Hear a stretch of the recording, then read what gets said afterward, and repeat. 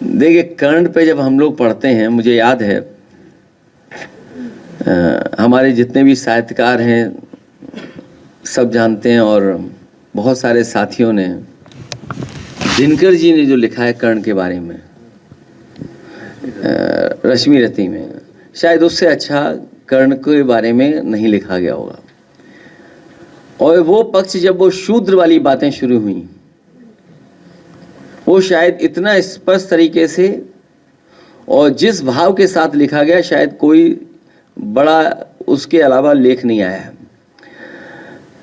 जो गठबंधन था वो ऐसा गठबंधन था जो बाबा साहब भीमराव अम्बेडकर जी, डॉक्टर राम मनोहर लोहिया जी करना चाहते थे अपने जीवन काल में, वो नहीं कर पाए। इसीलिए आपको याद होगा उस समय मैं कहता था कि सपा बसपा का गठबंधन ये देश की राजनीति को बदलेगा, लेकिन कुछ परिस्थितियां ऐसी रहीं जिसकी वजह से वो गठबंधन नहीं चल पाया। और बात बहुत छोटी आई है, किसने किसका फोन नहीं उठाया, किसने किसको फोन किया, आप सोचिए। और उस समय का आपके पास रिकॉर्ड भी होगा।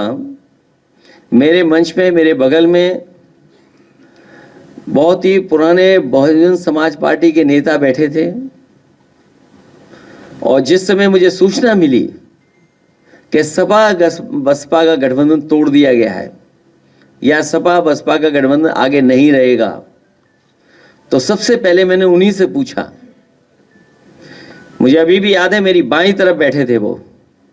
मैंने कहा अब क्या करें और क्या करना चाहिए हम लोग को।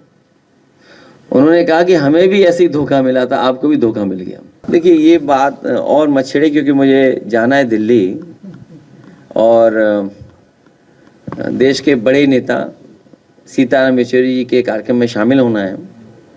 वो नेता ऐसे रहे जिन्होंने विचारधाराओं को जोड़ा, विचारधाराओं के बीच में सेतु बन के रहे।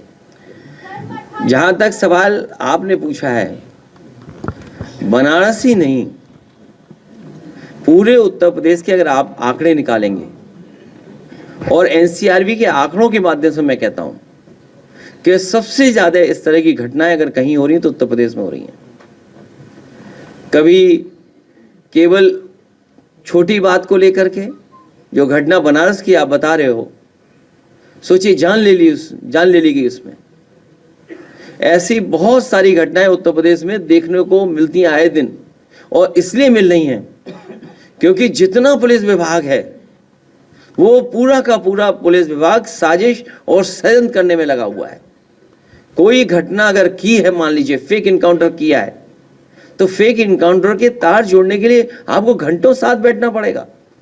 क्या आप कल्पना कर सकते हैं 3 साढ़े 3 बजे फेक इनकाउंटर हो और 5 सवा 5 पे आपके पास प्रेस नोट चली आए, और फिर तार मिलाए जाए, बैग कहां से आया, मोटरसाइकिल कहां से आई, नए कपड़े कैसे बैग में मिले। और मैं समझता हूं अभी भी व्यापारी संतुष्ट नहीं होगा। जो बरामदगी हुई है, जो चीजें उसकी गई हैं बरामद